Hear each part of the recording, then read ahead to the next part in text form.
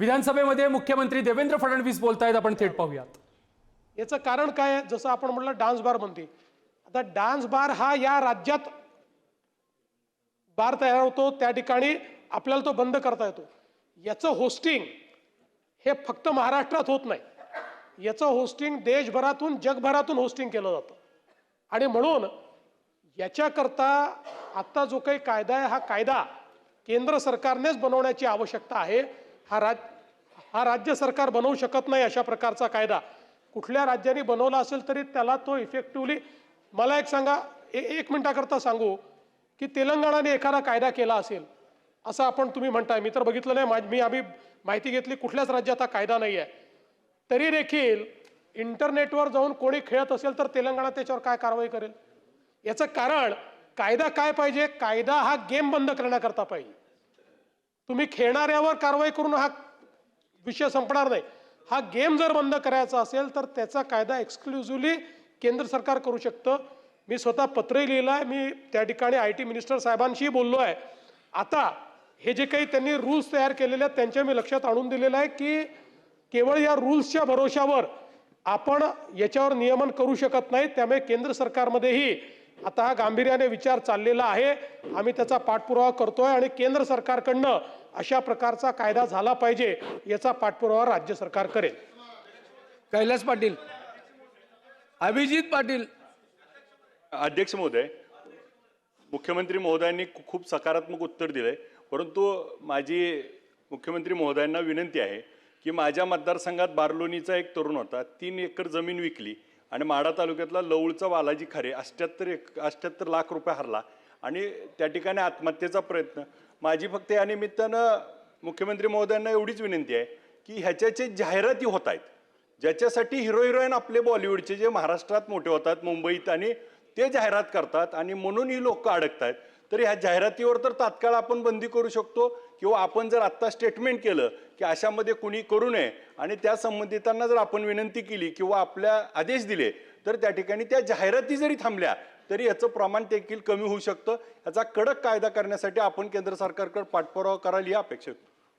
निश्चितपणे खरं म्हणजे पहिल्यांदा तर मी सगळ्या हे जे काही सेलिब्रिटीज आहेत, काही प्लेयर्स आहेत, काही हिरो हिरोईन्स आहेत, या सगळ्यांना या सभागृहाच्या माध्यमातून अपील करतो की त्यांनी या संदर्भातल्या ज्या काही जाहिराती आता करू नये। या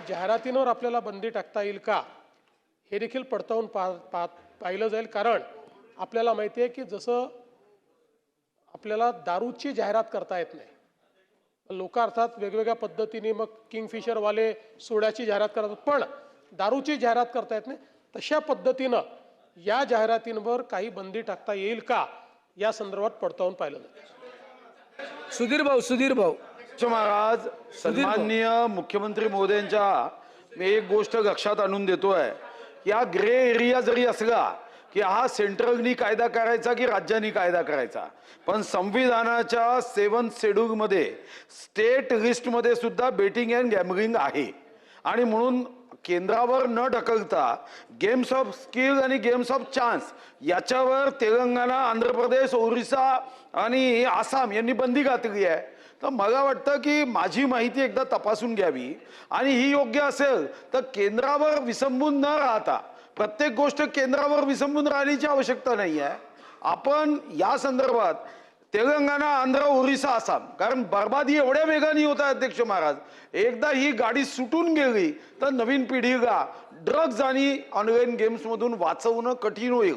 कदाचित केंद्रामध्ये असणारे लोक गेम ऑफ चान्स आणि गेम ऑफ स्किल याच्यामध्येच अटकून राहील आणि म्हणून माननीय मुख्यमंत्री महोदयांना माझी विनंती आहे, 7th शेड्यूल एकदा बघून घ्यावं, आपण तपासायला लावावं आणि या 4 राज्यांनी फुल बॅन केलाय ते कसं केलं, त्यांनी मग गव्हर्नमेंट ऑफ इंडियाच्या अधिकारात हे कायदे आहे की नाही हे तपासलं का, एवढं तपासावं आणि तरुणांच्या मातांचे आशीर्वाद घ्यावे मुख्यमंत्री महोदयांनी।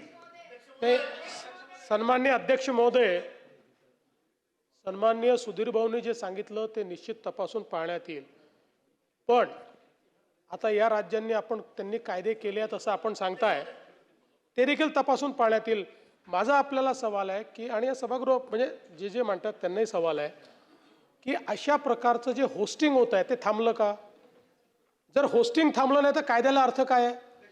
समजा कुठलंही एक, म्हणजे मला माहित नाही आता ते जंगली रमीन काय काय वेगवेगळे काय काय नावं असतात, हा जे काही नावं असतील, आता अशा प्रकारचा खेळ हा इंटरनेटवर आहे, तर तो समजा तुम्ही सांगितलं तसं बंगालनी का कोणी अजून कोणी कायदा केला, तो कायदा केल्यानंतर त्या राज्यामध्ये तो थांबला आहे का? नाही थांबला तो, कारण तो इंटरनेटवर आहे. त्यामुळे आणि तुम्ही प्रत्येकाला इंटरनेटवर जाऊन पकडू थोडी शकताय तो जर खेळत असेल तर. म्हणून या संदर्भात याचं होस्टिंग जोपर्यंत थांबवत नाही आपण, तोपर्यंत अशा प्रकारचा कायदा करून त्याचा काही अर्थ उरणार नाही. तथापि सभागृहाने ज्या ज्या सजेशन दिले आहेत, सुधीरभाऊंनी सजेशन दिलेले आहेत, जरूर पडताळून पाहण्यात येतील. पहिल्यांदा तर मी सांगतो की राज्याला जर याच्यावर बंदी टाकून इफेक्टिव्ह बंदी चालवता येत असेल तर मी आजच जाहीर करतो की आमची ती करायची मानसिकता आहे, ते केलंच पाहिजे, याबद्दल काही कोणाचं दुमत नाही आहे. पण त्याच्यामध्ये आत्तापर्यंत जी काही कायदेशीर तरतूद आम्ही पाहिली, त्या कायदेशीर तरतुदीत राज्याने हे करून चालणार नाही, हे केंद्राला करावं लागेल, म्हणून केंद्राला विनंती केली आहे. लक्षवेधी क्रमांक 2. क्रमांक 2